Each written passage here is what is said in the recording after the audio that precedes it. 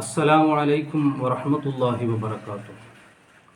ബിസ്മില്ലാഹി വൽഹംദുലില്ലാഹ് അസ്സലാത്തു വസ്സലാമു അലാ അഷ്റഫി റസൂലില്ലാഹ് വഅലാ ആലിഹി വഅസ്ഹാബിഹിൽ ഫായിസീന ബിറിദല്ലാഹി അമ്മാ ബഅദ്. പ്രിയമുള്ള സഹോദരങ്ങളെ, വണ്ടൂർ ജാമിഅ വഹബിയയുടെ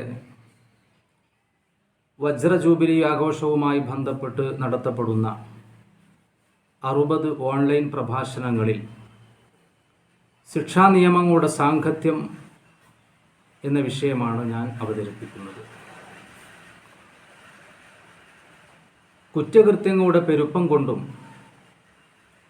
അവയെ നേരിടുന്നതിലെ നിലവിലെ സംവിധാനങ്ങളുടെ പരാജയം കൊണ്ടും ഇന്ന് ലോകം അനുഭവിച്ചു കൊണ്ടിരിക്കുന്ന ബുദ്ധിമുട്ട് വളരെ വലുതാണ്. ജയിലുകളുടെ എണ്ണം കൂടിയതുകൊണ്ടോ ശിക്ഷാ കാലയളവ് വർദ്ധിപ്പിച്ചതുകൊണ്ടോ കുറ്റവാസനകളെ നിയന്ത്രിക്കാൻ കഴിയില്ലെന്ന് സമകാലിക സംഭവങ്ങൾ തെളിയിച്ചു കൊണ്ടിരിക്കുകയാണ്. ഈ അവസരത്തിലാണ് ഇസ്ലാമിക ശിക്ഷാ നിയമങ്ങളുടെ സാംഗത്യത്തെക്കുറിച്ച് സംസാരിക്കുന്നത്. ഇസ്ലാമിലെ ശിക്ഷാ നിയമങ്ങൾ കേവലം പ്രതികാരമോ ക്രൂരതയോ അല്ല. മാനവരാശിയുടെ സമാധാനപരമായ ജീവിതത്തിനും നിലനിൽപ്പിനും അടിസ്ഥാനപരമായ ആവശ്യങ്ങളുടെ സംരക്ഷണത്തിനു വേണ്ടി നിശ്ചയിക്കപ്പെട്ടിട്ടുള്ളതാണെന്ന് നമുക്ക് മനസ്സിലാക്കാം. പ്രധാനമായും 5 അടിസ്ഥാന ആവശ്യങ്ങളാണ് മനുഷ്യനാവശ്യമായിട്ടുള്ളത്. അതിൽപ്പെട്ട ഒന്നാണ് ഹിഫ്ദുൻ നഫ്സ്, ജീവനുള്ള സുരക്ഷ. ഏതൊരാളുടെയും ജീവൻ വിലപ്പെട്ടതാണ്. ഇതിനെ സംരക്ഷിക്കാനാണ് ഒരാളുടെ ജീവൻ അന്യായമായി മറ്റൊരാൾ എടുത്താൽ അയാൾക്ക് വധശിക്ഷ നൽകുമെന്നുള്ള ഇസ്ലാമിൻ്റെ നിയമം. ഈ നിയമം തന്നെ വധിക്കപ്പെട്ടയാളുടെ കുടുംബങ്ങൾ മാപ്പ് നൽകിയാൽ ആ ശിക്ഷയും ഇല്ലാതെയാവും. അടുത്തത് ഹിഫ്ദുൽ അഖ്ലാണ്, ബുദ്ധിയുടെ സംരക്ഷണം. മറ്റു ജീവികളിൽ നിന്നും വ്യത്യസ്തമായി മനുഷ്യന് വിവേകബുദ്ധിയുണ്ട്. അതുകൊണ്ട് തന്നെ അതിനെ സംരക്ഷിക്കപ്പെടേണ്ടതുണ്ട്. ഇത് മനുഷ്യൻ്റെ അടിസ്ഥാനപരമായ ആവശ്യങ്ങളിൽപ്പെട്ട ഒന്നാണ്, ബുദ്ധിയെ സംരക്ഷിക്കുക എന്നത്. ബുദ്ധിയെ നശിപ്പിക്കുന്ന ലഹരി പദാർത്ഥങ്ങൾ ഉപയോഗിക്കുന്നത് കർശനമായി വിലക്കിയിട്ടുണ്ട് വിശുദ്ധ ഇസ്ലാം. ഇത് ഉപയോഗിക്കുന്നവർക്കെതിരെ കൃത്യമായ ശിക്ഷാ നിയമം തന്നെ ഇസ്ലാം മുന്നോട്ട് വച്ചിട്ടുണ്ട്. ഇതര ജീവജാലങ്ങളിൽ നിന്നും മനുഷ്യനെ ശ്രേഷ്ഠനാക്കുന്ന വിശേഷ ബുദ്ധി അത് നശിപ്പിക്കാൻ പാടില്ലാത്തതാണ്, സംരക്ഷിക്കപ്പെടേണ്ടതാണ് എന്നുള്ളതുകൊണ്ട് അതിനെ നശിപ്പിക്കുന്ന ലഹരി പദാർത്ഥങ്ങൾ ഉപയോഗിക്കുന്നവർക്കെതിരെ കർശനമായ ശിക്ഷാ നിയമം ഇസ്ലാം മുന്നോട്ട് വെക്കുമ്പോൾ തന്നെ ഇത് സംരക്ഷിക്കപ്പെടേണ്ടതിൻ്റെ ഗൗരവം ഇതിൽ നിന്ന് തന്നെ നമുക്ക് മനസ്സിലാക്കാവുന്നതാണ്. മനുഷ്യന് അടിസ്ഥാനപരമായി ലഭിക്കേണ്ട ആവശ്യങ്ങളിൽ മൂന്നാമത്തത് ഹിഫ്ദുൽ മാലാണ്, ധന സംരക്ഷണം.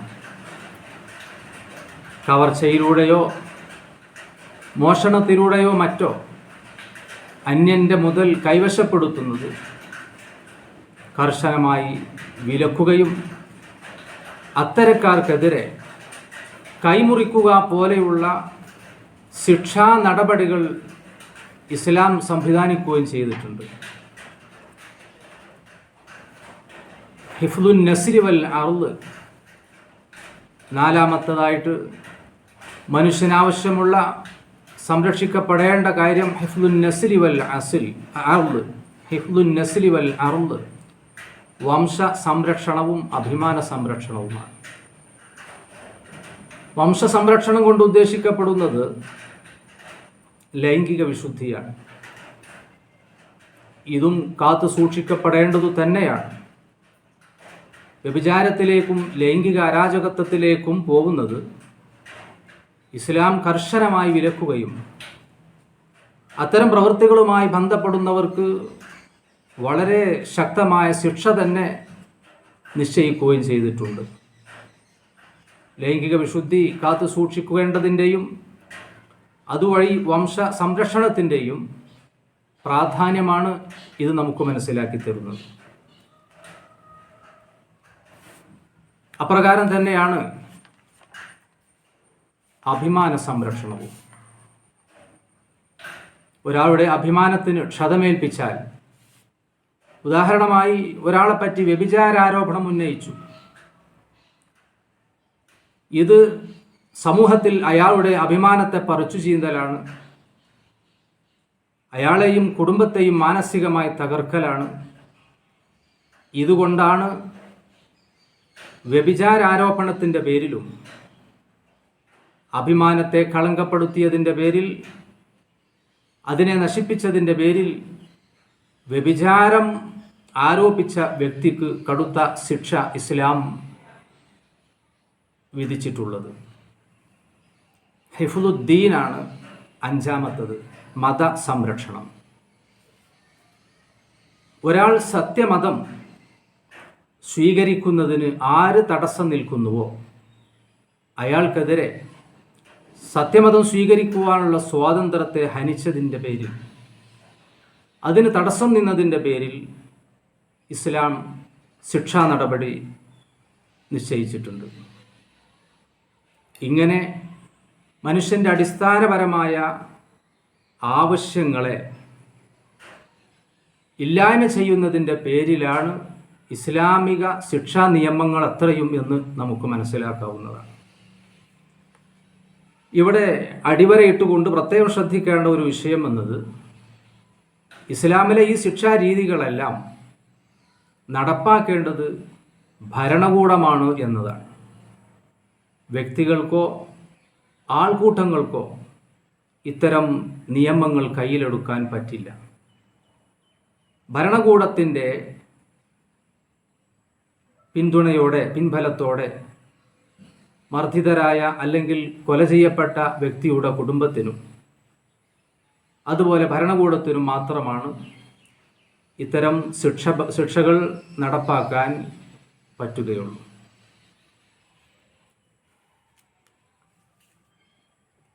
കൂട്ടത്തിൽ നമ്മൾ മനസ്സിലാക്കേണ്ട വളരെ പ്രധാനപ്പെട്ട ഒരു കാര്യം, കുറ്റവാളികൾ സ്വയം തന്നെ കുറ്റം സമ്മതിക്കുകയോ അല്ലെങ്കിൽ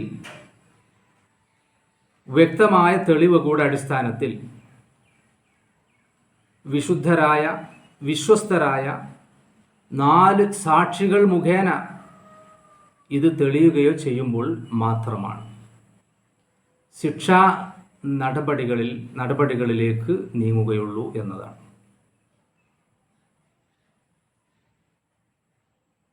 ഈ ശിക്ഷകൾ അത്രയും നടപ്പാക്കുമ്പോൾ, ഇത് കാണുമ്പോൾ, ഇത് കേൾക്കുമ്പോൾ കുറ്റകൃത്യം ചെയ്യുന്ന ആളുകളുടെ മനസ്സിൽ ഭീതിയും പേടിയും കാരണം ഇതിൽ നിന്ന് ഒഴിഞ്ഞു നിൽക്കുവാൻ ഇത് കാരണമാകും എന്നു മാത്രമല്ല, കുറ്റവാളികൾക്കെതിരെ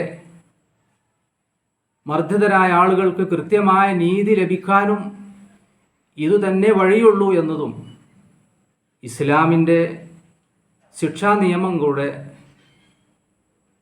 സാങ്കത്യത്തെക്കുറിച്ച് പറയുമ്പോൾ നാം മനസ്സിലാക്കിയിരിക്കേണ്ട കാര്യമാണ്. ജാമിയ വഹബിയയുടെ വജ്ര ജൂബിലി ആഘോഷവുമായി ബന്ധപ്പെട്ട് നടത്തപ്പെടുന്ന 60 ഓൺലൈൻ പ്രഭാഷണത്തിലെ ഇസ്ലാമിക ശിക്ഷാ നിയമത്തിൻ്റെ സാങ്കത്യം എന്ന വിഷയത്തിലുള്ള പ്രഭാഷണം ഇവിടെ അവസാനിപ്പിക്കുകയാണ്. വൽഹംദുലില്ലാഹി റബ്ബിൽ ആലമീൻ.